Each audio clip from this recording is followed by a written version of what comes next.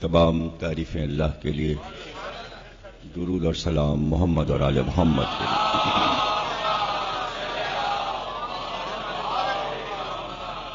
1436 ہجری کے عشرہ چہلم کی 8ویں تقریر آپ حضرات سماعت فرما رہے ہیں۔ فضیلت مولا علی پر مسلسل گفتگو ہے۔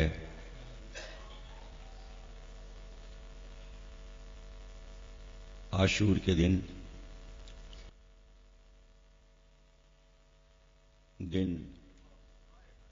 ڈھل رہا تھا کہ حمید بن مسلم کہتا ہے کہ ایک شہزادہ لشکر حسین سے نکلا جسے پورا لشکر دیکھنے لگا کہ جیسے ایک چاند کا ٹکڑا طلوع ہوا ہے، اور آتے ہی اس نے ابن سعد کو مخاطب کیا اور ایک خطبہ دیا جس میں اپنی عظمت بیان کی، اور اس کے بعد باپ دادا کا تعارف کروانے کے بعد کہا کہ کچھ سوچو تو صحیح کہ تم کیا کر رہے ہو،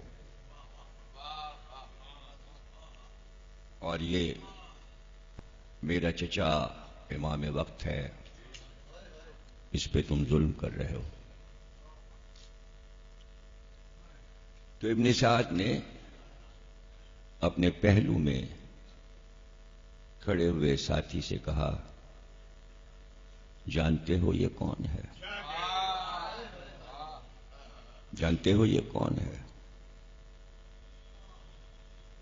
کہ نہیں، میں نہیں جانتا۔ کہاں تم اس لیے نہیں جانتے کہ ان کے گھر کے شہزادے بہت کم باہر نکلتے ہیں، لیکن میں جانتا ہوں یہ حسن کا بیٹا قاسم ہے۔ جس جملے کے لیے زحمت دی وہ جملہ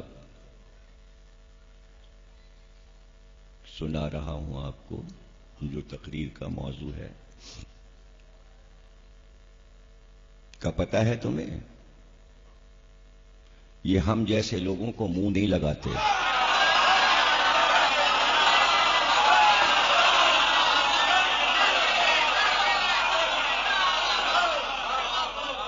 یہ بات نہیں کرتے، یہ تو ان پہ وقت پڑا ہے جو انہوں نے ہمیں مخاطب کیا ہے۔ تو اس جملے نے بتایا کہ اس گھر کے شہزادے امت کے کمتر لوگوں کو منہ نہیں لگاتے۔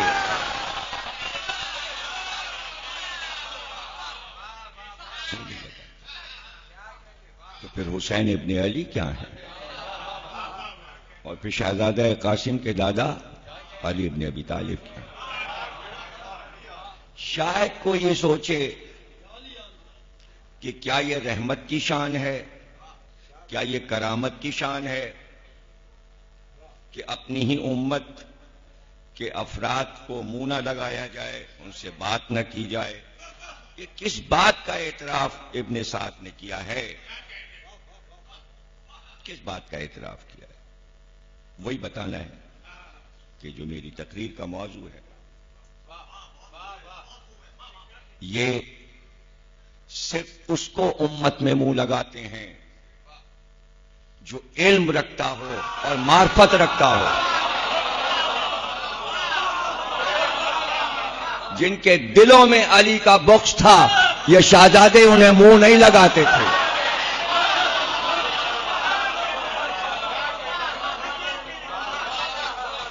منہ نہیں لگاتے۔ جاہلوں سے کیا بات کرنا، جاہلوں سے کیا بات. اور علم کوئی امیروں کے پاس نہیں ہوتا،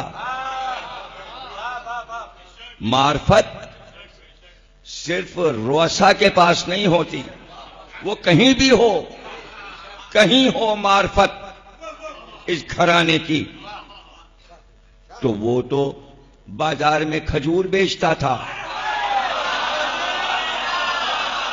ابن سعد تو اپنے کو سردار اور سپہ سالار کہہ رہا تھا، لیکن چونکہ جاہل تھا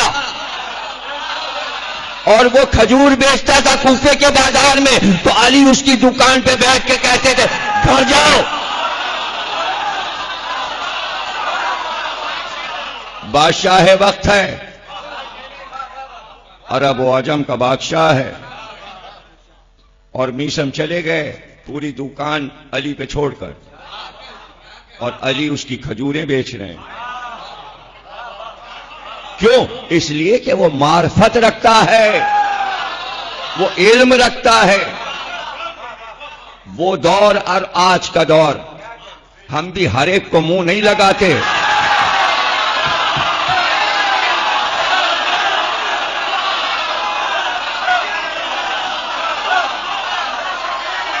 ذرا سی اس گھر کی معرفت کسی میں پائی تو ہم رک کے اس سے بات کرنے لگتے ہیں، لیکن پہلا جملہ اگر زبان سے ایسا نکلا جس سے پتا چلا جاہل مطلق ہے، پھر ہم بات نہیں کرتے.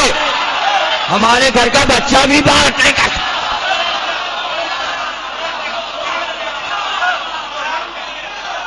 ہر ایک سے بات نہیں کرتے. ہاں، معاشرے میں بھلے وہ کتنا کمتر ہو، لیکن اگر اس میں معرفت کا نور پیشانی پہ چمک گیا تو گھنٹوں باتیں ہوتی ہیں.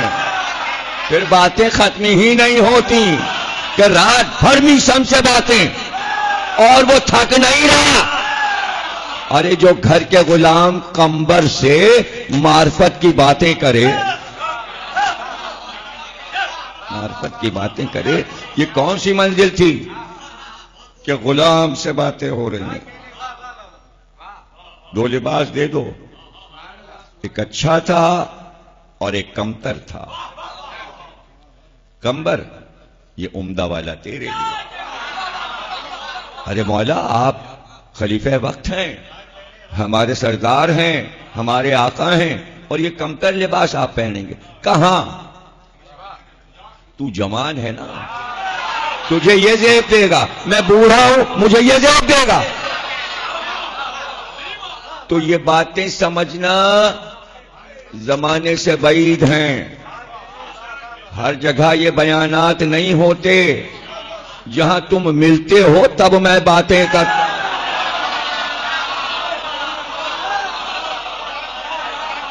یہ باتیں ہو ہی نہیں سکتی جب تک معرفت کا مجمع نہ ہو، پیشانی پر علم کا نور چمکتا نہ ہو. یہی مسئلہ ہے. علی کی فضیلتیں سب سے زیادہ تھیں، سب سے زیادہ تھیں، لیکن زمانے کا اپنا انتخاب دیکھو. جب زمانے کا انتخاب اتنا پست ہے تو ہمارا انتخاب اعلیٰ کیوں نہ ہو؟ اعلیٰ کیوں نہ ہو؟ بزم میں تشریف فرما تھے امام صادق اور اصحاب تشریف فرما تھے. کسی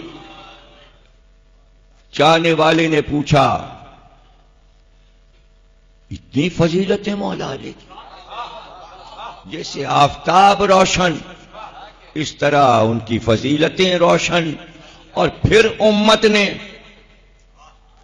علی کو ناپسند کیا کہ تخت حکومت پر علی کو لے کے آتے، جبکہ رسول اللہ نے فرما بھی دیا تھا، اللہ کا حکم بھی تھا، پھر بھی اپنا انتخاب کیا. امام نے فرمایا وہ علی کو پسند ہی نہیں کر سکتے تھے، اس لیے کہ امت کے لوگ پست تھے، اپنا جیسا ڈھونڈا ہے. وہ علی کو پسند نہیں کر سکتے تھے. یہی معاملہ ہے کہ زمانہ اپنے نام میں نام جوڑے ہوئے ہے اس کا، جس کے لیے علی نے کہا ہائے یہ دن آ گیا کہ اس کا نام میرے نام کے ساتھ لیا جا رہا ہے۔ اگر معرفت ہوتی، علم ہوتا تو اپنے ناموں میں سب لگاتے علی علی علی۔ یہ کیسا ملک ہے؟ یہ پڑوس کے ملک کیسے ہیں؟ یہ کون لوگ ہیں؟ نہیں، ان کی مجبوری ہے، اپنا جیسا ہی پسند کریں گے، جیسا پسند کریں گے۔ لیکن اللہ نے بھی طے کیا ہوا ہے کہ ایک منزل پر لا کر جوہلا کو، کم عقلوں کو بھی مجبور کر دے گا اللہ کہ اب ڈھونڈ کر لا سکو تو اپنا جیسا لاؤ، اب مہدی آ گیا، لاؤ، اب خودکشی کر لو، اب اپنا گلا خود کاٹ کے مر جاؤ، اس لیے کہ اب دجال بھی نہیں ملے گا تمہیں، دجال بھی نہیں ملے گا، اس کا خاتمہ بھی عیسیٰ کر چکے۔ تو یہاں پر مجبوری ہے، یا گلا کٹاؤ یا گلا ان کے قدموں پہ رکھ دو، دو ہی راستے ہیں۔ تو اس میں ایک پہلو یہ بھی ہے کہ اتنی فضیلتیں اور زبان سے یہ نکل جائے تو کوئی کمی ہے، غیروں میں تو کمی ہے، اپنے یہاں کیوں آ جاتی ہے؟ تو وہ آپ کے ساتھ کھا رہا ہے، پی رہا ہے، گھوم رہا ہے، چہرہ آپ جیسا، نفاستیں آپ جیسی، لباس آپ جیسا، آپ کی ٹکر کا اسٹیٹس آپ جیسا، آپ سمجھو برابر کا ہے، برابر کا ہے۔ زبان کھولی، ارے یہ تو وہی ہے،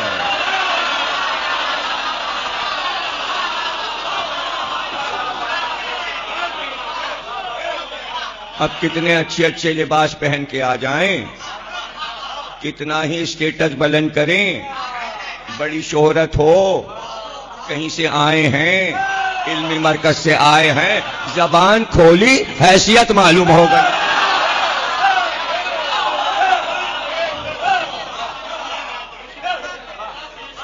اور جملہ یہ کہا کیا کوئی پھر نئی وحی آئے گی جو تشہد میں علی کا نام لائیں، یہ بھی کہا ہے کوئی نئی وحی آئے گی، اور جو نبی پہ جو نماز دے دی گئی اس میں اضافہ نہیں ہو سکتا۔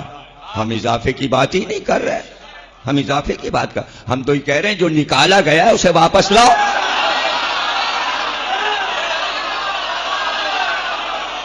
جو تھا موجود تھا، موجود تھا۔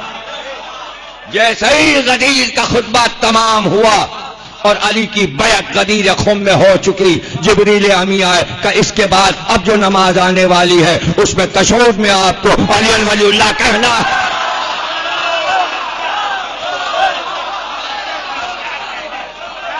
یا رسول اللہ، اب آپ کو علی کا نام تشہد میں کہنا ہے۔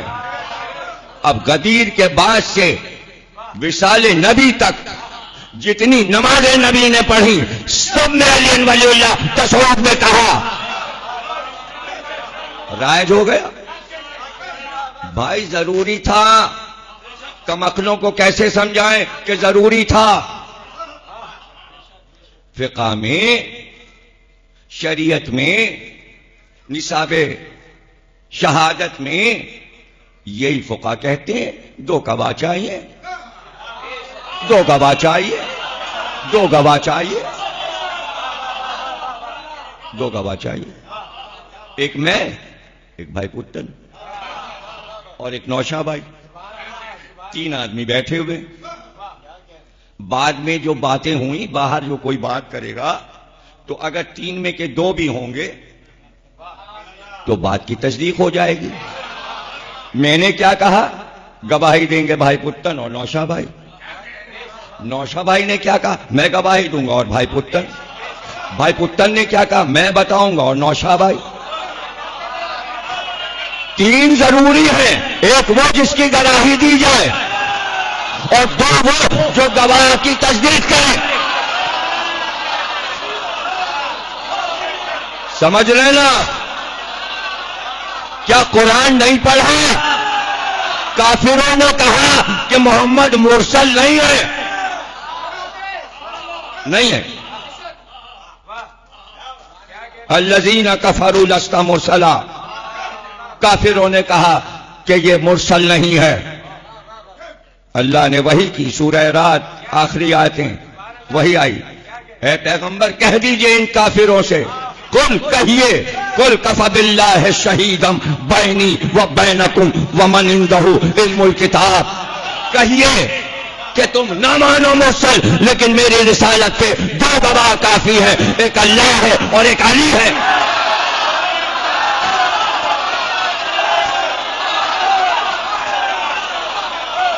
ایک اللہ ہے اور ایک علی ہے. قرآن تو ہے نا.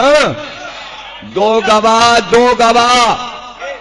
ہمیشہ پورا قرآن پڑھ ڈالو، جہاں گواہی کا مسئلہ ہے وہاں دو گواہ. میں تم میں دو بڑا قدر چیزیں چھوڑ، ایک قرآن، ایک اہل بیت.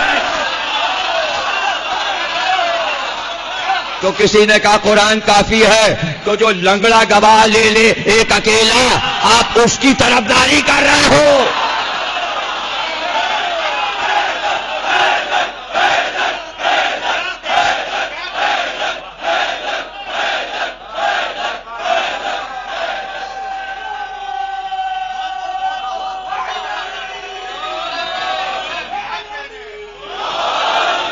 مجھے کوئی وہ جگہ بتا دو جہاں رسول اللہ نے اللہ سے اپنا رشتہ جوڑا ہو اور تنہا. یہ کیا سنا رہا ہوں، یہ کیا سنا رہا ہوں. اس میں تین ہیں، تین. ایک اللہ ہے، ایک رسول ہے اور ایک علی ہے. رسول علی سے کہہ رہے ہیں یہ کہہ کر کہ اللہ نے مجھ سے یہ کہا ہے. نہیں سمجھ رہے آپ؟ تو کلمہ اس لیے تہرا رکھا کہ اللہ کے گواہ محمد اور علی، محمد کا گواہ اللہ اور علی، علی کا گواہ اللہ اور محمد.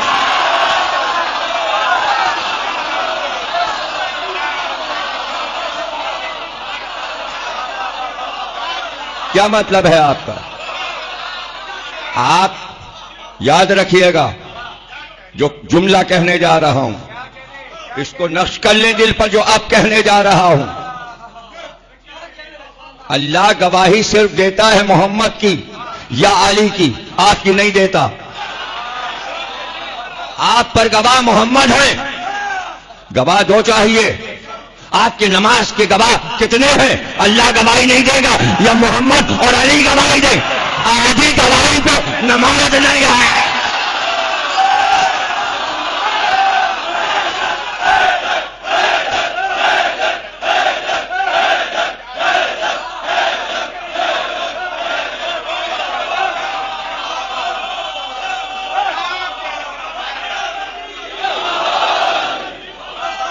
محشر میں اللہ کہے گا ہاں ہاں انہوں نے پڑھی تھی اور انہوں نے پڑھی، ہاں تم نے 2 رکعت صبح کی. ہاں نہیں، صرف محمد اور علی کہیں گے پروردگار میں گواہ ہوں، علی کہیں گے میں گواہ ہوں.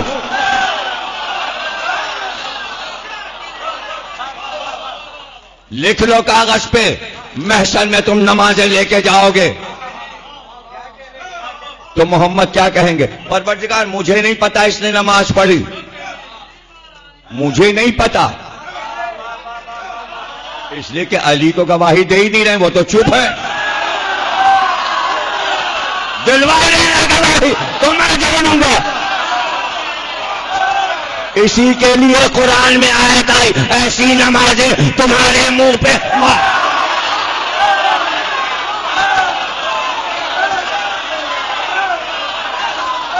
تم بیٹھ کے کراچی میں بچوں کو بہکا رہے ہو، ناقص نماز پڑھوانا چاہتے ہو.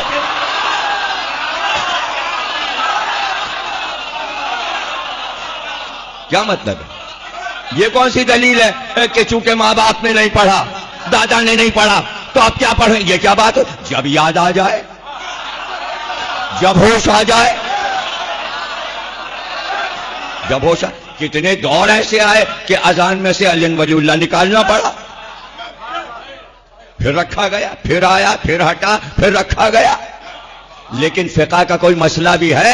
آیت اللہ کی کتابیں بھی پڑھی ہیں. بغداد کی مسجد میں جھگڑا ہو گیا کہ یہاں علی ولی اللہ کی اذان نہیں دینے دیں گے. حکومت کی طرف سے پابندی لگی کہ علی ولی اللہ نہ ہو. آیت اللہ محسن حکیم جو اس وقت آیت اللہ تھے، عالم تھے، عراق میں نجف میں جا کے لوگوں نے کہا فتوا دیجئے، علی ولی اللہ بند کیا جا رہا ہے حکومت کی طرف سے. کہ سنو، جب روکا جائے علی ولی اللہ تو واجب ہو جاتا ہے. کیونکہ ڈیفنس میں روکا گیا ہے تو اب سب کے لیے واجب.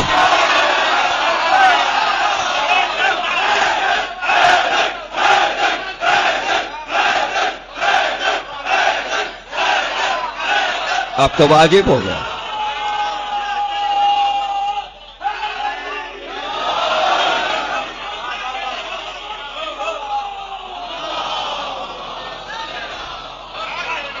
یہ مجلس کا موضوع کیا ہے؟ آپ نہیں پڑھتے، نہ پڑھیے. اعلان کی کیا ضرورت ہے؟ آپ کی نمازیں آپ کے ساتھ، دوسروں کو کیوں بہکا رہے ہیں؟ تو آپ جو یہ کہہ رہے ہو کہ باپ دادا نے نہیں پڑھا، تو باپ دادا کے دور میں آپ ہی جیسے مولوی تو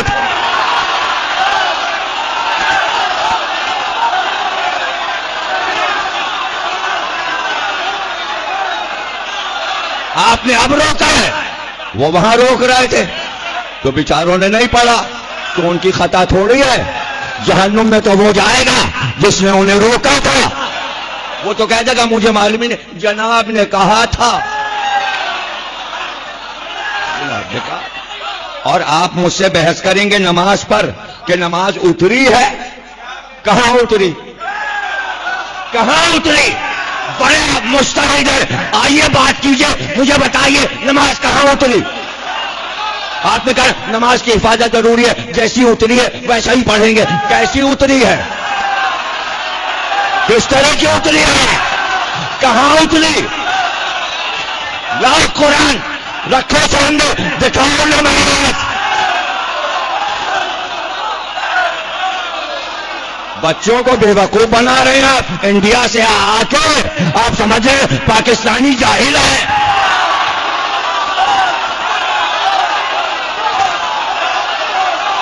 جائیے اپنی جہالت بنارس میں دکھائیے، دہلی میں دکھائیے. یہاں نہیں چلے گی آپ کی بات کوئی نہیں مانے گا. بتاؤ کہاں نماز ہے؟ قرآن رکھا ہوا ہے، چیلنج ہے میرا، دکھاؤ قرآن میں نماز کہاں ہے.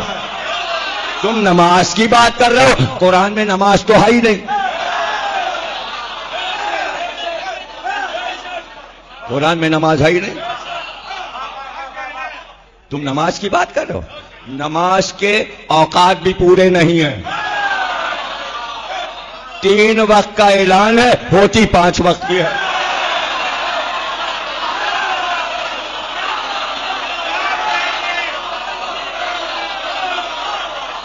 پانچ وقت ہوتی ہے اور قرآن میں 3 وقت. اب رہ گیا کہ نماز کی صورت کیا ہے؟ دکھاؤ قرآن میں. نیت کہاں ہے؟ ایسے ہوگی نہیں، دکھاؤ قرآن میں. اس کے بعد قیام دکھاؤ، قیام میں کیا پڑھنا ہے قرآن میں دکھاؤ. رکوع ہے، علی کا رکوع ہے جو انگوٹھی دی ہے. تمہارا رکوع کہاں ہے؟ تمہارا رکوع کہاں ہے؟ سجدہ ہے، حسین کا سجدہ ہے، تمہارا سجدہ کہاں؟ اور سنو، تشہد قرآن میں کہاں ہے؟ ارے یہ تو سب بہت بھاری باتیں ہو گئیں. تم کیا دکھاؤ گے؟ لفظ نماز قرآن میں دکھاؤ. نماز پڑھیں نا. بحث نماز پہ ہو رہی اور قرآن میں نہیں. اتنا نہیں پتا تمہیں کہ الصلاۃ ہے تو کون صلاۃ پڑھ لیں؟ نماز کہاں سے؟ نماز تو فارسی کا لفظ ہے. نماز تو فارسی، قرآن میں کیوں آئے گا؟ نم اور آز، نم اور آز. آج یعنی آگ. نم یعنی آنسو، آنسو اور آگ. واہ واہ واہ، تم نے اپنی عبادت کا نام رکھا ہے آنسو اور آگ.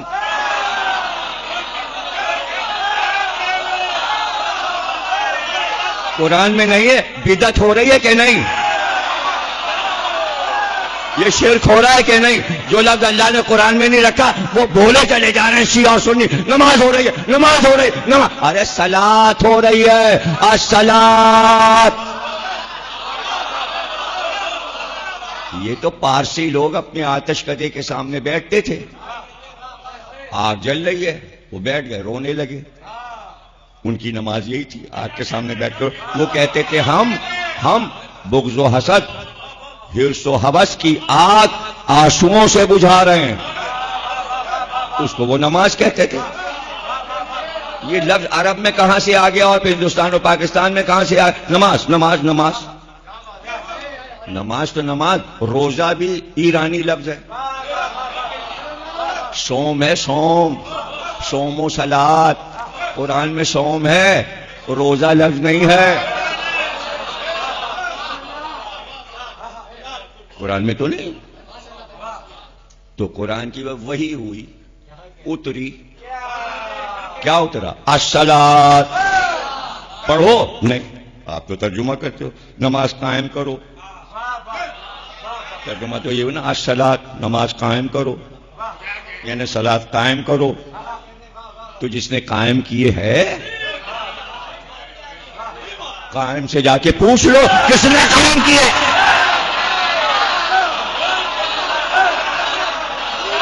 قائم کرنا اور ہے، پڑھنا اور ہے. تو جس نے قائم کی ہے، نماز تمہاری قائم ہی نہیں رہے گی اگر اس کا نام اس میں نہیں ہے. اور جب حیت اور شکل اتری نہیں تو آپ کیسے کہہ رہے ہو؟ اگر اترتی، شکل قرآن میں آتی، خدا کی قسم 72 طریقے کی نماز نہ ہوتی. یہی دلیل ہے کہ قرآن میں نماز نہیں ہے. اگر ہوتی تو شیعہ اور طریقے سے پڑھ رہے ہیں، سنی اور طریقے سے پڑھ رہے ہیں، مالکی اور طریقے سے، حنبلی اور طریقے سے، شافعی اور طریقے سے، حنفی اور طریقے سے. سب کا طریقہ الگ الگ، اس لیے کہ طریقہ تھا ہی نہیں. طریقہ تھا ہی نہیں قرآن میں. یہ تو چھوڑ دیا گیا تھا اس پر کہ جو تم پڑھو گے وہی شکل ہم پسند کر لیں گے.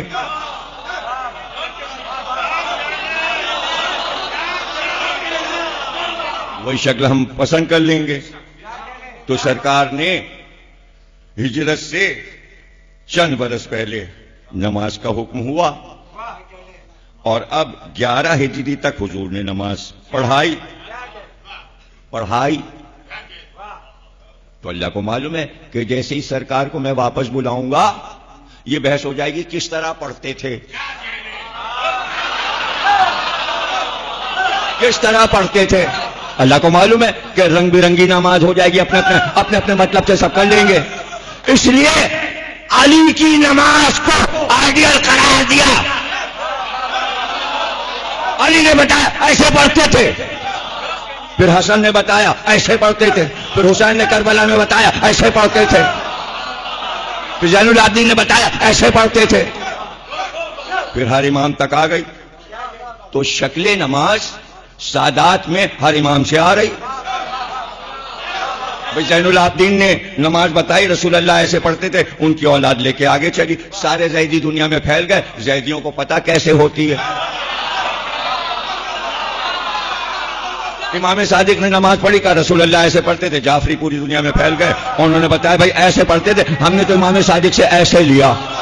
سارے کاظمی دنیا میں پھیل گئے، موسی کاظم ایسے پڑھتے تھے. سارے رضوی دنیا میں پھیل گئے، امام رضا ایسے پڑھتے. سارے تقوی دنیا میں پھیل گئے، امام محمد تقی ایسے پڑھتے تھے.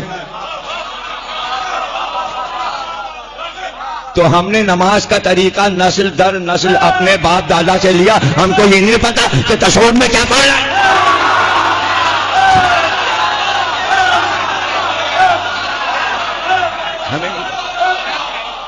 تو وہ تو بتا کے جا رہے ہیں تشہد میں یہ پڑھنا ہے. تو جبریل نے آ کے کہا یا رسول اللہ اب آپ کو تشہد میں علی ولی اللہ پڑھنا ہے اپنے نام کے بعد. رسول اللہ نے پڑھا. اب اس میں ہے باریکی. کہ راوی کو شدت سے پتا کیوں نہ چلا، چند کو کیوں پتا چلا؟ اس لیے کہ جبریل نے یہ کہا کہ جب آپ علی ولی اللہ تشہد میں یا رسول اللہ پڑھیں گے تو اتنی اونچی آواز سے پڑھیے کہ صرف علی سنے، منافق نہ سنے، چونکہ منافق تھا راوی۔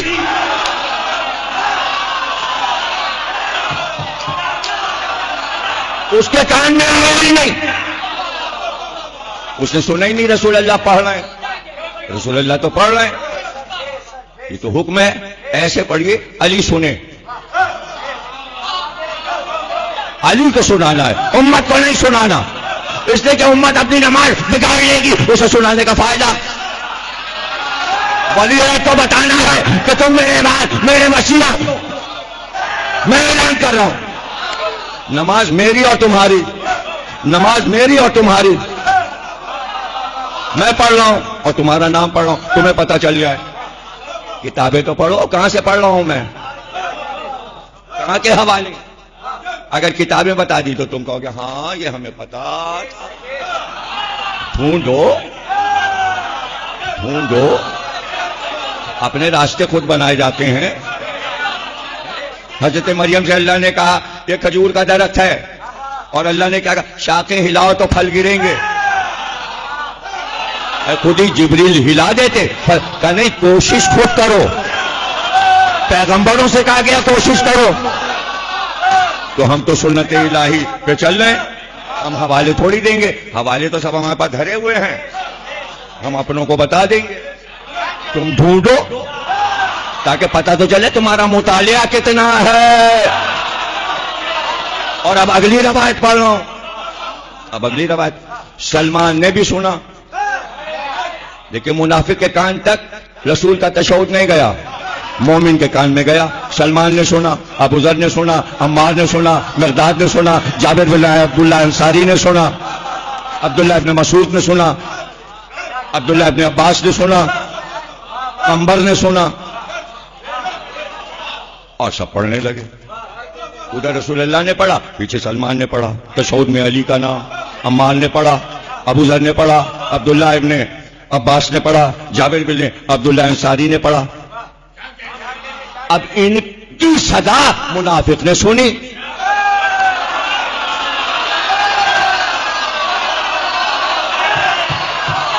سنی۔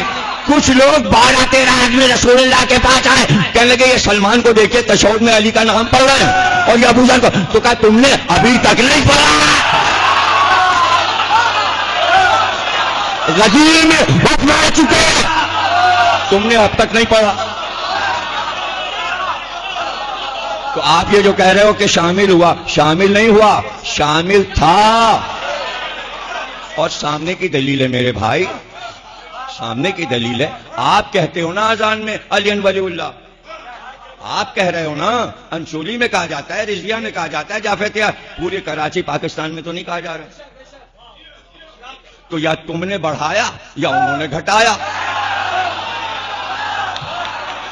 اب اس کا جواب مولانا دے دیں کہ ہم نے بڑھایا یا انہوں نے گھٹایا، جواب دے دیں تو وہ یہی کہیں گے نہیں علی ولی اللہ اذان میں تو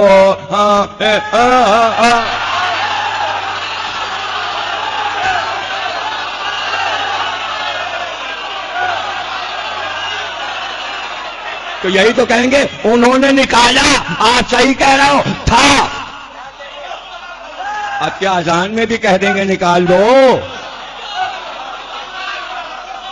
اذان میں بھی کہہ دیں گے، کیونکہ یہی تو کہیں گے نا انہوں نے نکالا، امت نے نکالا۔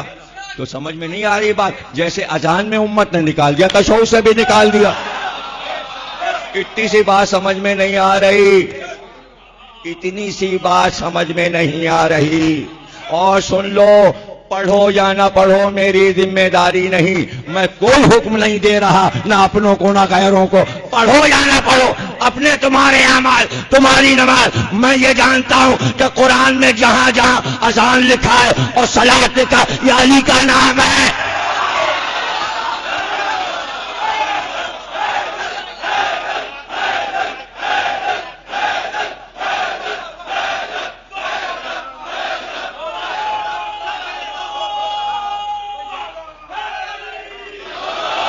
پڑھو یا نہ پڑھو،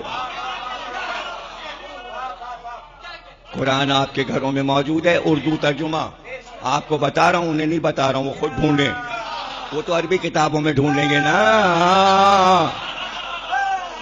یا ڈھونڈو۔ ہمارے گھروں میں جو قرآن ہے نا، مقبول احمد صاحب فرمان علی کا نواں سورہ ہے، سورہ توبہ، آیت ہے اذان من اللہ و رسول، اللہ اور رسول کی طرف سے اذان، اللہ اور رسول کی طرف سے اذان کس نے دی؟ کون لے کے گیا سورہ توبہ؟ اتنا بھی نہیں معلوم؟ پھر 3 ہو گئے،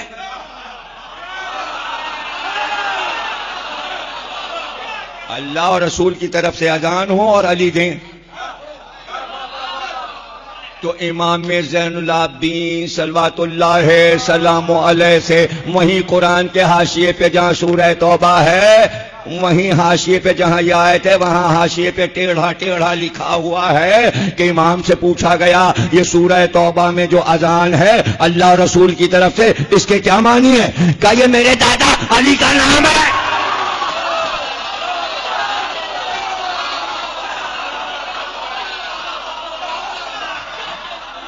پوتا کہہ رہا ہے دادا کا نام ہے۔ آپ کون سی نسل کے پوتے ہو؟ سید بھی ہو یا نہیں؟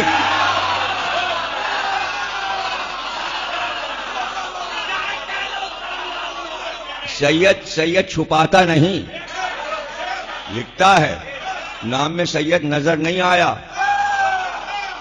آیت اللہ لکھنے سے سید تھوڑی ہو جاتا ہے۔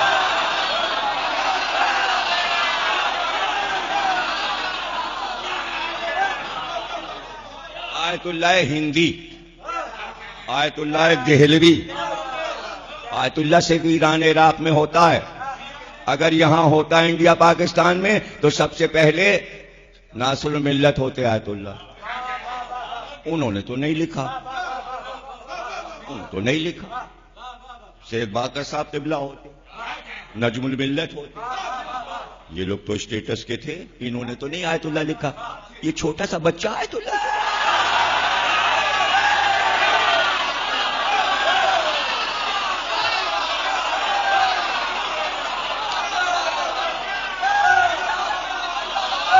تو میرا جملہ سن لو، امام نے فرمایا، اور میں شرح کر رہا ہوں، جنگ خندق میں کل ایمان بن کر گئے، سورہ برات لے کر گئے، تو اذان بن کر گئے۔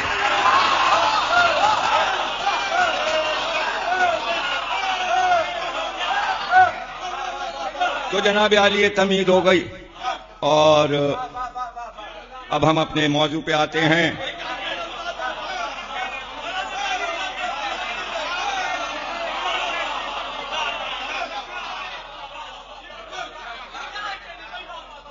تو ہم تھے کچھ یاد ہے؟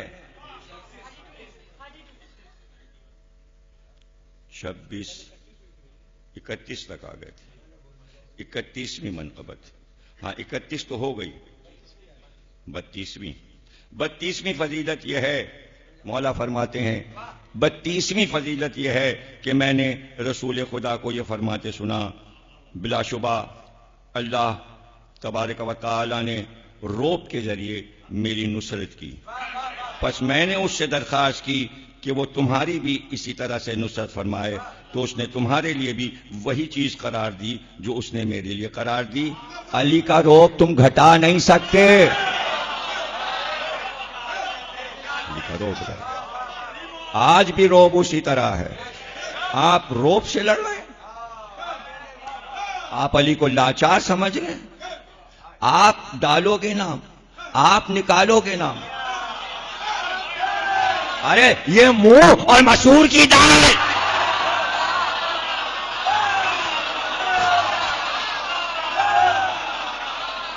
اللہ نے علی کو روب و دبدبا دیا ہے، اور قیامت تک نام علی میں روب و دبدبا رہے گا۔ اور 33ویں فضیلت فرماتے ہیں یہ ہے کہ رسول خدا نے میرے کان کو اپنے منہ کے پاس رکھا، اور مجھے گزشتہ اور تا قیامت آئندہ کی باتیں تعلیم کی. اس میں یہ بات ہوگی کہ ایک دہلوی بنارسی آئے گا اور کراچی کے مومنین کو بہکائے گا.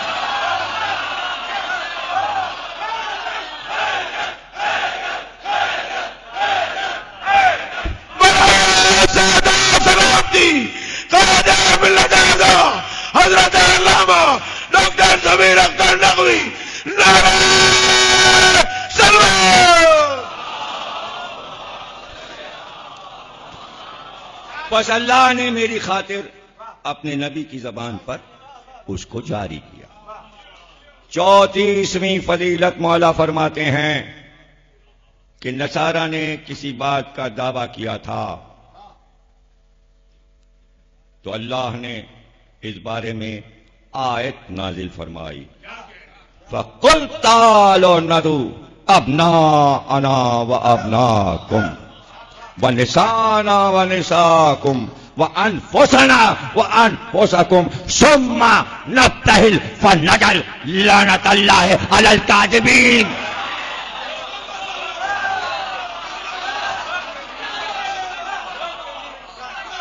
یہ بھی تو معجزہ ہے کہ ہر منقبت میں دشمن علی کی منقشت نکل رہی ہے. اور پھر جب تمہارے پاس علم آ چکا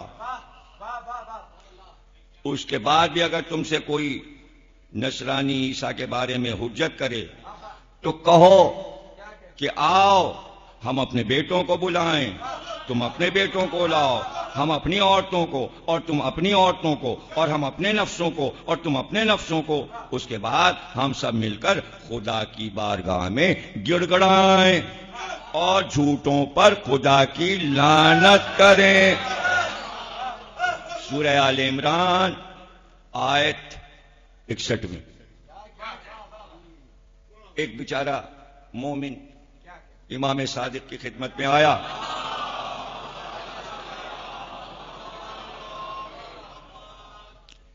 اور اس نے کہا مولا وہ میرے جاننے والا ہے اور میں جب اس سے آپ لوگوں کی تعریف کرتا ہوں تو میں دلیل دیتا ہوں. میں اسے کہتا ہوں کہ بھئی فلاں آیت ان کی شان میں, وہ کہتا ہے نہیں یہ تو کسی اور کی شان. ہم نے اسے کہا قل لا اسألکم علیہ اجرا الا المودۃ فی القربى, اور نہیں یہ تو سارے رشتہ داروں کے لیے. ہم نے کہا کہ ابنانا و ابناکم نسانا و نساکم انفسنا و انفسکم, اور ان کا نہیں یہ تو مبالغہ ہوا ہی نہیں.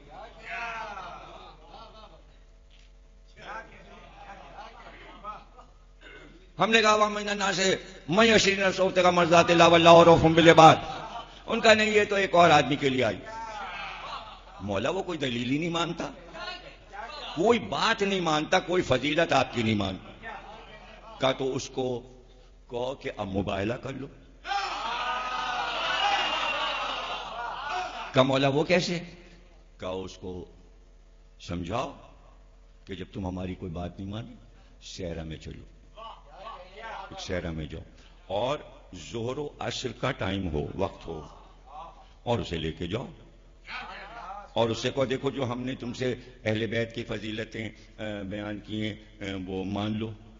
وہ کہ نہیں مانتے تو سیدھے ہاتھ سے اس کا الٹا ہاتھ پکڑ لو اور اتنی زور سے پکڑنا کہ بھاگنے نہ پائے, چھڑا کے نہ بھاگے. اور اس کے بعد کہنا کیا ہم دونوں اللہ کی بارگاہ میں یہ گڑ گڑا کے کہتے ہیں ہم میں جو جھوٹا ہے اس پہ عذاب آئے. اور پھر دیکھنا کیا ہوتا ہے. 2-3 دن کے بعد آیا, کہاں بھئی کیا ہوا؟ کہ وہ ایسا بھاگا ہے کہ واپس ہی نہیں آیا. واپس ہی نہیں آیا. کہ تو تم جیت گئے. تو بھائی اگر علی ولی اللہ کے مسئلے میں تشہد میں کوئی نہ مانے اور ضد کر, اس سے کہیے گا آؤ انچولی کے میدان میں آؤ,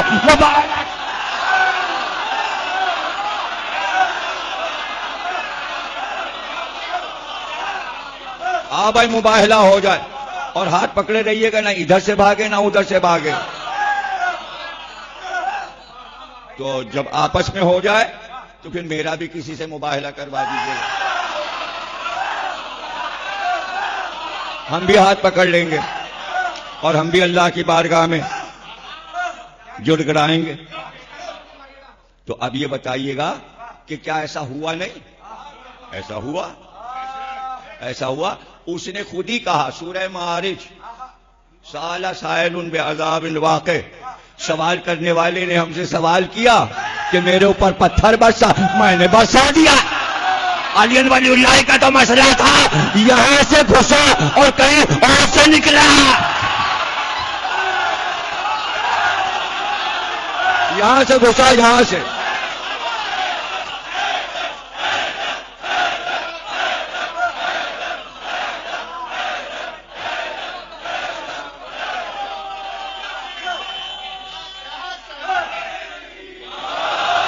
یہ کیا ہے؟ یہ مجلس کیا ہے؟ یہ مجلس کیا ہے؟ کیسے آئے تھے رسول اللہ مباہلے میں سب کو لے کے؟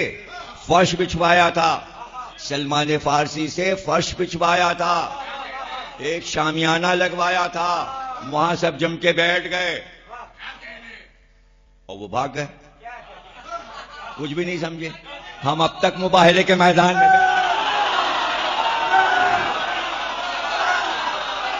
ہم بیٹھے ہیں، یہ مباہلہ ہے۔ آؤ بھائی آؤ، اگر نہیں مانتے تو پھر اللہ کی بارگاہ میں کہوں گا میرا علی سچا، تم کسی اور کا نام لے کے کہو سچا، تو آسمان سے آواز آئے گی کچا لچا۔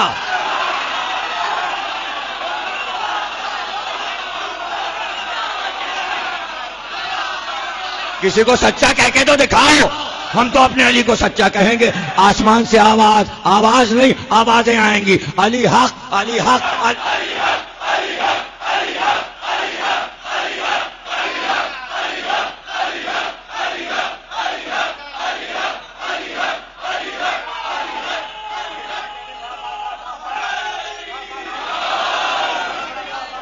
پھر ہم سب مل کر خدا کی بارگاہ میں گڑ گڑائیں اور جھوٹوں پر خدا کی لعنت کریں۔ پس میرا نفس، علی فرماتے، پس میرا نفس رسول خدا کا نفس تھا، عورتوں میں حضرت فاطمہ سلام اللہ علیہا تھیں اور بیٹے حضرات حسن و حسین تھے۔ وہ قوم شرمندہ ہوئی اور رسول خدا سے معافی کی خواستگار ہوئی، تو آپ نے انہیں معاف کر دیا۔ چونکہ معاف کر دیا، اس لیے ہم یہ نہیں کہتے کہ بر عیسائی لعنت۔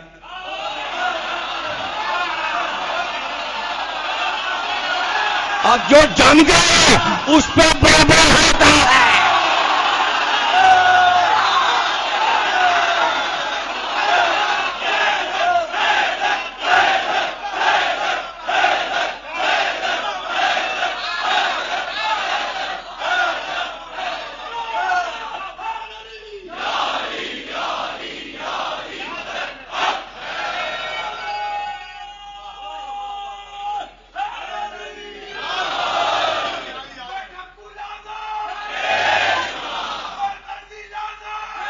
بارہ صلوات، نعرہ صلوات پڑھیں، نعرہ صلوات۔ ابھی مباہلہ نہ کرو بھائی، ابھی تو دعا کریں گے، ظہر کے وقت ہوتا ہے، عشاء کے وقت نہیں مباہلہ ہو رہا۔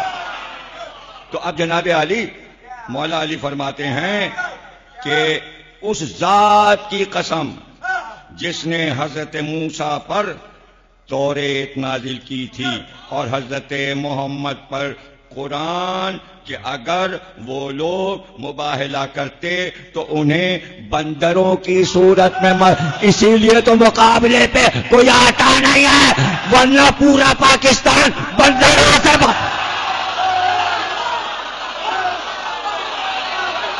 بندر بندر بندر بندر۔ سب سے زیادہ بندر بنارس میں ہوتے ہیں۔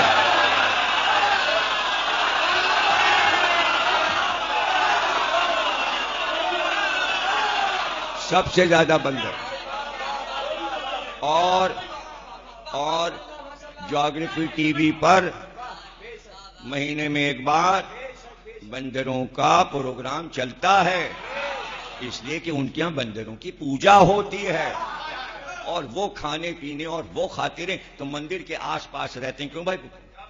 سیب انہیں مل رہا ہے، انار انہیں مل رہا ہے، کیلے انہیں مل رہے ہیں، کھانا وافر مقدار. تو ابھی خبر آئی ہے، امت نے چھاپی ہے کہ اب انڈیا گورنمنٹ نے CID میں بندروں کو اپائنٹ کر لیا ہے، اور وہ پتہ لگائیں گے چوروں ڈاکوؤں بدماشوں کا.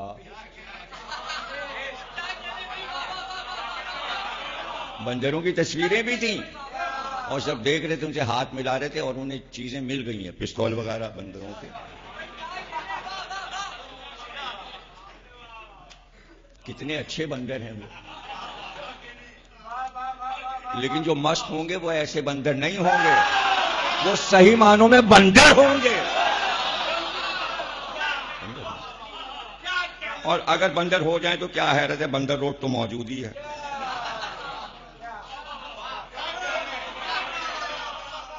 اور 35ویں فضیلت مولا فرماتے ہیں کہ بدر کے روز رسول خدا نے مجھے ایک ہی جگہ سے مٹھی بھر سنگریزے لانے کے لیے روانہ فرمایا، لہذا میں نے انہیں اٹھایا اور سونگا تو یکایک ان میں سے مشک کی خوشبو اٹھی. پس میں ان کو آپ کے پاس لایا تو آپ نے انہیں مشرکوں کے چہرے پر پھینک دیا. ان میں سے 4 سنگریزے فردوس کے تھے، ایک سنگریزہ مشرق سے، ایک سنگریزہ مغرب سے، اور ایک سنگریزہ زیر عرش کا تھا. نیز ہر سنگریزے کے ہمراہ 1,00,000 فرشتے ہماری مدد کے لیے آئے ہوئے تھے، اور اللہ نے اس سے پہلے یہ فضیلت کسی کو بخشی ہے اور نہ ہی اس کے بعد کسی کو بخشے گا. ارے علی، ایک پتھر اٹھا لیں تو اس پہ 1,00,000 فرشتے آ جاتے ہیں. علی، ایک پتھر اٹھا لیں تو پتھر پر 1,00,000 فرشتے اترتے ہیں. تو اگر نام علی آ جائے تو کتنے فرشتے اتریں گے؟ تو جب تشہد میں علی کا نام نہیں ہوگا، فرشتہ نماز لے کیوں جائے گا؟ یہیں پڑی رہے گی، یہیں پڑی رہے گی. اور 36ویں فضیلت مولا یہ فرماتے ہیں کہ یہ میں نے رسول خدا کو فرماتے سنا، وائے ہو تمہارے قاتل پر کہ بلا شبہ وہ نمرود اور ناقہ سمود کو طے کرنے والے سے بدبختر ہے، اور تمہارے قتل کی بنا پر خدائے رحمان کا عرش لرز جائے گا. لہذا تمہارے لیے خوشخبری ہے کہ تم صدیقین، شہداء اور صالحین کے زمرے میں ہوگے. اور 37ویں فضیلت مولا یہ فرماتے ہیں کہ اللہ نے حضرت محمد صلی اللہ علیہ وآلہ وسلم کے اصحاب کو چھوڑ کر صرف مجھے ناسخ و منسوخ، محکم و متشابہ، خاص و عام کا علم عطا کیا، اور یہ اللہ کا مجھ پر اور اس کے رسول پر احسان ہے. نیز رسول خدا نے مجھ سے فرمایا، اے علی، اللہ نے مجھے یہ حکم دیا ہے کہ میں تمہیں قریب کروں اور تمہیں دور نہ کروں، اور یہ کہ میں تمہیں علم عطا کروں اور تم پر جفا نہ کروں. اور مجھ پر یہ حق عائد ہوتا ہے کہ میں اپنے پروردگار کی اطاعت کروں، اور تم پر یہ حق عائد ہوتا ہے کہ تم اس کو حفظ کر لو. جو مجھ پہ اترا ہے سب تم حفظ کر لو. تو علی کو سب حفظ تھا. پوچھتی تو امت ادھر ادھر پوچھتے پھر رہے. ارے بھائی علی سے پوچھ لو، ان کو سب حفظ ہے. تفسیر بھی، آیت بھی، حدیث بھی، ہر چیز علی کو حفظ ہے. آسمانی بھی، زمینی بھی، سب کچھ حفظ ہے. پوچھ لو. ادھر اتنے ڈھیروں راوی بنانے کی کیا ضرورت؟ تو اب ہمارا معیار یہی ہے. ہمارا معیار یہ، اس کو بھی آپ اسٹیکر بنا کے سینے پہ چھاپ لیجیے کہ ہم ایک سے مانگتے ہیں، ہر ایک سے نہیں. ہم ایک سے مانگتے ہیں، ہر ایک سے نہیں. ہم ایک کو مانگتے ہیں، ایک کو نہیں.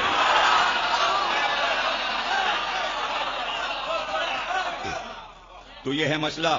تو اب جناب یہ ہو گئی 38ویں فضیلت. جلدی میں پہنچ رہا ہوں نا، 2 ہی تو تقریریں رہ گئی، تو 38 تک آ گئے آج ہم. کل تو ایک بھی نہیں پڑھ پائے تھے. یہ ہے کہ رسول خدا نے مجھے جنگ کرنے پر آمادہ کیا اور میرے لیے دعائیں کی، نیز آپ کے بعد ہونے والے واقعات سے مجھے آگاہ کیا.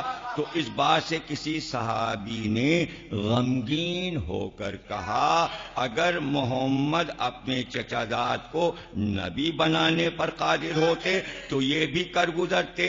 پس اللہ نے مجھے اپنے نبی کی زبانی ان سب سے آگاہی کا شرف بخشا. یعنی منافق جو بھی بات کرے علی کو معلوم ہو جاتا تھا. تو آج کے منافق جو بات کر رہے ہیں وہ علی کو نہیں پتا چلا. اور جناب علی یہ ہے 39. 40 تک پہنچ جائیں تو اچھا ہے. 30 رہ جائیں گی تو 15 کل، 15 پرسوں انشاءاللہ. 39ویں فضیلت میں نے رسول خدا کو یہ فرماتے سنا، جھوٹ بولتا ہے وہ شخص جھوٹ بولتا ہے. جھوٹ بولتا ہے وہ شخص جو اس زام میں ہے. زے این میم، لوگ اس کو بولتے ہیں زوم میں. زوم صحیح نہیں، زام. زے پہ زبر ہے، زوم نہیں بولتے. زام میں ہے کہ وہ مجھ سے محبت کرتا ہے. بڑا غرور ہے، ہم رسول سے محبت کرتے ہیں. رسول اللہ کہہ رہے ہیں وہ جھوٹا ہے جو یہ دعویٰ کرے کہ اسے رسول سے محبت ہے. رسول اللہ کہہ رہے ہیں اور علی فرما رہے ہیں محبت، جبکہ وہ علی سے بغض رکھتا ہے.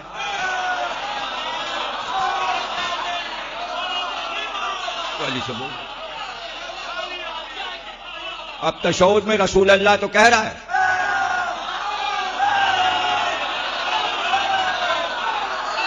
کون سچا کون جھوٹا. تو وہ علی سے بول، میری اور اس کی محبت صرف مومن ہی کے دل میں جمع ہوتی ہے. بلا شبہ اللہ نے میرے اور تمہارے محبوں کو جنت کی جانب پیش قدمی کرنے والے زمرے کے پیش رکھیے گا، جبکہ مجھ سے اور تم سے بغض رکھنے والوں کو جہنم کی طرف پیش قدمی کرنے والوں کے زمرے کے پیش رکھیے گا. جن کے دل میں نبی اور علی دونوں کی محبت ہوگی وہ جلدی جلدی جنت کی طرف جا رہے ہیں، اور جن کے دل میں صرف نبی کی محبت ہوگی وہ جہنم کی طرف جا رہے ہیں. صاف بات ہے بھائی، صاف بات ہے. اور ہم 40ویں فضیلت تک آ گئے.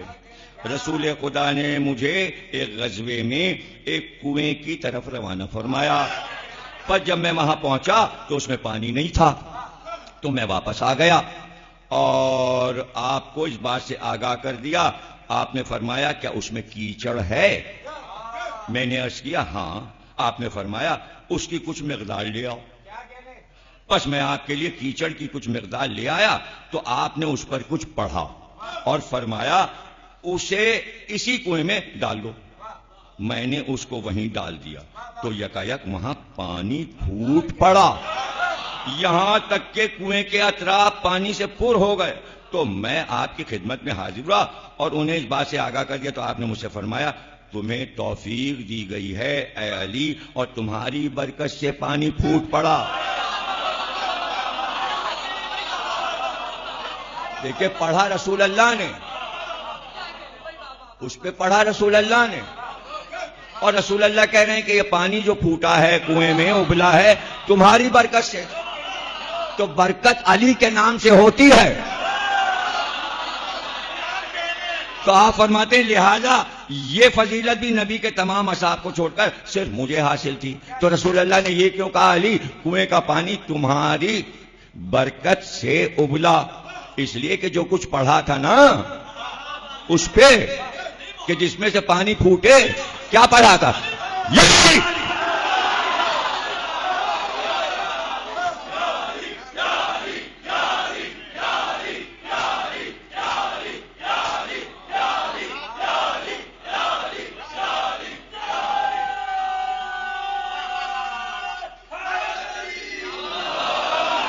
تو جناب علی یہ 41ویں، بس 10 منٹ اور پڑھوں گا اور 15 منٹ مسائل.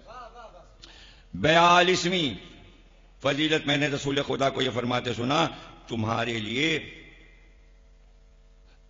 41ویں یہ ہے کہ میں نے رسول خدا کو یہ فرماتے سنا، اے علی تمہارے لیے یہ خوشخبری ہے کہ جبریل میرے پاس آئے تھے اور مجھ سے کہہ رہے تھے اے محمد اللہ نے آپ کے اصحاب کی طرف نگاہ کی تو اس نے آپ کے چچا زاد اور داماد یعنی حضرت فاطمہ کے شوہر کو سب سے بہتر صحابی پایا، لہذا انہیں آپ کا وسیع مقرر کیا اور آپ کا نمائندہ۔ اس سے ہی ختم ہو گیا، اصحاب میں سے علی کو چن لیا گیا۔ علی خود فرما رہے ہیں 42ویں فضیلت میں نے رسول خدا کو یہ فرماتے سنا، تمہارے لیے یہ خوشخبری ہے علی کہ جنت میں تمہارا مکان میرے مکان کے عین سامنے ہوگا، تم اعلی لین میں رفیق اعلیٰ میں میرے ساتھ ہوگے۔ میں نے عرض کیا ہے اللہ کے رسول اعلی لین کیا ہے؟ آپ نے فرمایا سفید موتیوں کا مانارہ کہ اس کے 70,000 دروازے ہیں جو میرا اور تمہارا مسکن ہے اے علی۔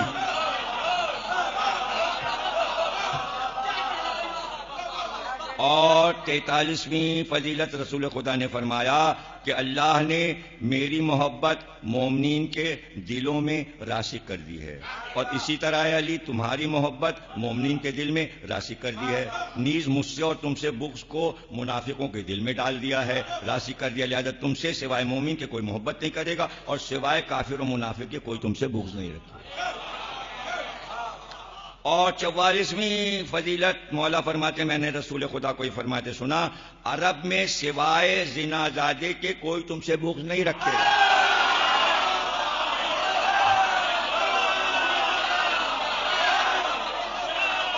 اور عجم میں سے سوائے بدبخت ترین شخص کے کوئی تم سے بغض نہیں رکھے گا، اور عورتوں میں سوائے یہ خطر۔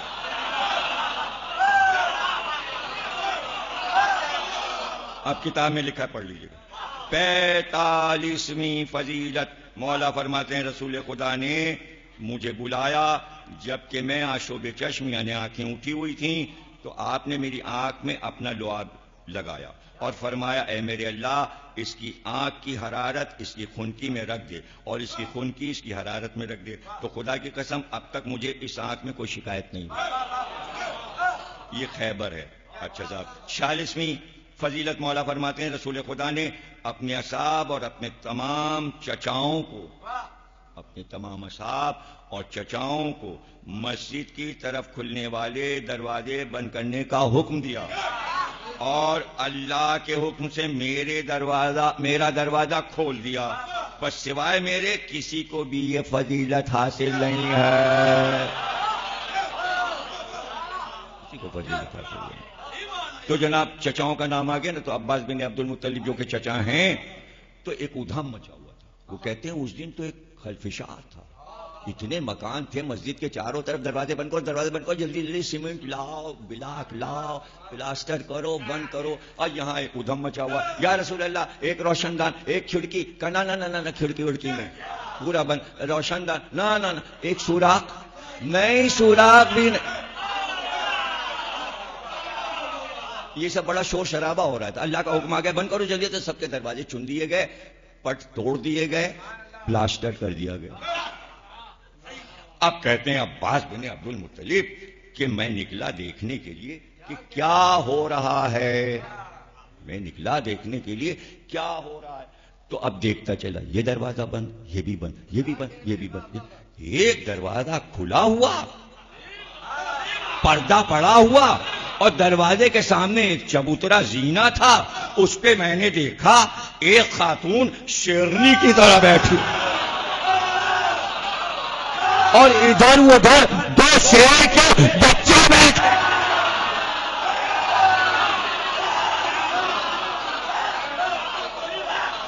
تو میں نے کہا فاطمہ گھر میں جاؤ، دروازہ بند کرو، کا اپنا بند کرو، ہمارا نہیں بند۔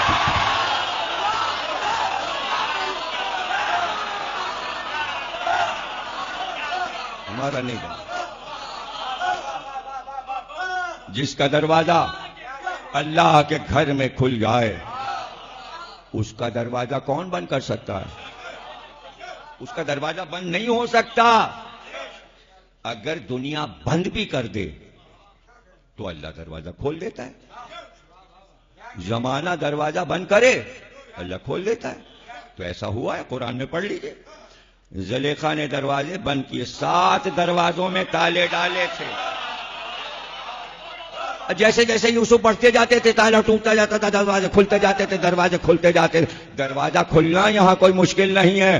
زمانے کے تالے اللہ تعالیٰ توڑ دیتا ہے. کتنے تالے ڈال دو, تو تالا ڈال دیا, دروازہ بند کیا, آواز آئی, زنجیر کی کنڈی لگی, تالا ڈالا گیا, اندھیرا ہو گیا. بچی گھبرائی, پھوپھی اماں دروازے میں تالا پڑ گیا, دروازہ بند ہو گیا, بیٹا سو جاؤ. پھوپھی اماں اگر بابا آ گئے, اگر بابا آ گئے. بہت روئی بچی, بہت روئی بچی. پھر پھوپھی نے گود میں لیا, چپ ہو جاؤ سکینہ, چپ ہو جاؤ سکینہ. میری ترتیب مساجد کی یہی ہوتی ہے, 18 کو جناب سکینہ, اور کل 19 کو قید سے رہائی, اور 40 کو قبر حسین پر اہل حرم کا پہنچنا ہے. یہ ترتیب ہمیشہ ہر سال جو اشرے چھپے ہیں جو پڑھتا ہوں اسی طرح چیلم پڑھتا ہوں آج کی حد تک. اور چند جملے بس سن لیجیے. 18 ہو گئی سفر کی. ام کلثوم نے چپ کرایا, بچی چپ نہیں ہوئی. رباب نے گود میں لیا, لپٹایا, پیار کیا. سکینہ چپ ہو جاؤ, آج تو تم بہت بے قرار, بہت بے قرار, بہت بے قرار. پھر بچی روتے روتے پھوپھی کی گود میں سو گئی. سب کو اطمینان ہو گیا, سکینہ سو گئی. لیکن کچھ دیر گزری تھی کہ لیٹے لیٹے رونا شروع کیا. پھوپھی پھر قریب آئی, کہا سکینہ تم تو سو گئی تھی بیٹا. کہا پھوپھی اماں جیسے ہی آنکھ لگی دیکھا بابا سامنے آ گئے, بابا آ گئے. سکینہ بابا سے کیا باتیں ہوئی؟ پھوپھی اماں بابا نے آتے ہی ایک بات کہی, کہا سکینہ ہم تمہیں لینے آئے ہیں, تمہارے مصیبت کے دن ختم ہو گئے, چلو سکینہ اب ہمارے ساتھ دادی کے گھر میں آرام کر لو. پھوپھی اماں بابا آئے تھے, بابا یہاں کھڑے تھے. شہید ثالث آگرے میں دفن ہے, تیسرے شہید کہلاتے ہیں. قاضی نور اللہ شوستری, ان کی روایت پڑھ رہا ہوں, ایک ایک لفظ ان کے ہیں. حسینی سید تھے, شہید کیا گیا. محب اہل بیت تھے, بے انتہا عشق علی میں ڈوبے ہوئے تھے. ایران سے آئے تھے, اس دور کے آیت اللہ تھے. وہ کہتے ہیں رونے کا جو شور اٹھا, قید خانے میں کوہرام مچ گیا. سکینہ کے رونے پہ رباب روئی, زینب روئی, ایک ایک بی بی روئی, کوہرام مچ گیا. اور سکینہ بس یہ کہتی تھی بابا آئیں گے, بابا آئیں گے. کہتے ہیں کہ جس کنویں میں حسین کا سر رکھا تھا ایک لوہے کا صندوق تھا, اس میں حسین کا سر تھا, کنڈی لگی تھی, اس میں تالا لگا تھا. اور طاہر دمشقی جو دربان تھا, جو مقرر تھا سر حسین پر, وہ کہتا ہے میں نے دیکھا کہ ایک بار صندوق کا تالا ٹوٹ کے گرا, کنڈی ہٹی, صندوق کا ڈھکنا کھلا, سر حسین ہوا پہ بلند ہوا اور سر سے روشنی نکل رہی تھی. میں حیران ہوا, سر ہوا پہ چلا, میں پیچھے پیچھے چلا, یہ سر کہاں جا رہا ہے؟ میں نے دیکھا کہ قید خانے کے دروازے پہ سر ہٹا تھا, اور پھر میں نے دیکھا قید خانے کے دروازے کا پڑا ٹوٹا, کنڈی ہٹی تو میں نے کھا سر اندر داخل, روشنی بھری. سکینہ نے کہا پھوپھی اماں بابا آ گئے. پرسا پرسا الوداع، پرسا الوداع، پرسا چہلم چہلم چہلم، پرسا آج بھی پرسا، کل بھی پرسا. آج سکینہ بی بی کا پرسا حسین کو، ام رباب کو، دادی فاطمہ زہرا، دادا علی مرتضی سب مجلس میں آئے ہیں. تمہاری معرفت، تمہاری محبت سب ان کی نظر میں ہے. دعائیں تمہارے لیے ادھر سے ہیں. زہرا بی بی بس اتنا لینے آتی ہیں. آنسو کہاں ہیں؟ یہ میں رومال پھیلائے ہوں. یہ آوازیں جس پہ فرشتے درود کرتے ہیں، یہ آہ بکا، یہ کوہرام جو قید خانے کے اندر مچا تھا، وہ کوہرام پھٹا ہوا دامن پھیلایا. بابا آؤ.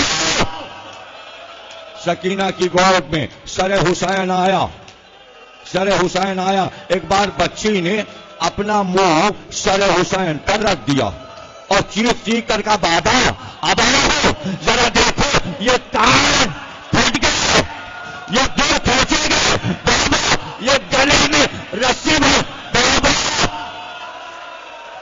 بابا ذرا دیکھو یہ منہ پہ ہر وقت تماچے شمل مارتا تھا. بابا سکینہ کی حالت دیکھو.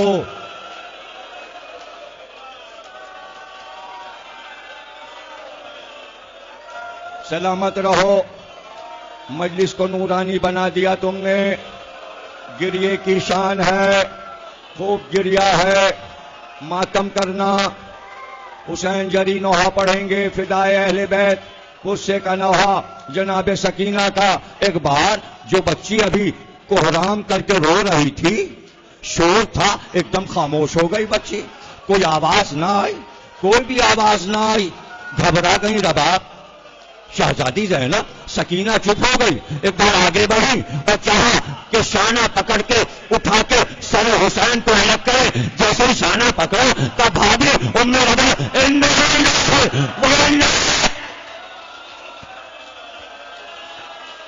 قید خانے میں ایک معصومہ مر گئی. اندھیرے زندہ میں سکینہ مر گئی. سید سجاد اٹھے، بہن کے قریب آئے. ایک بار زینب نے پکارا دربان دربان. حاکم سے کہو میرے سر پہ جو تعداد کربلا میں لٹی تھی وہ واپس کر دے تاکہ میں اپنی بچی کو دادی کی چادر میں دفنا کر دفن کروں. جواب چادر نہیں ملے گی.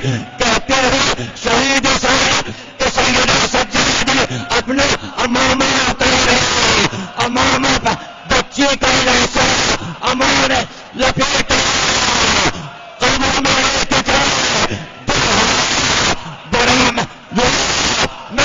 سکینہ کو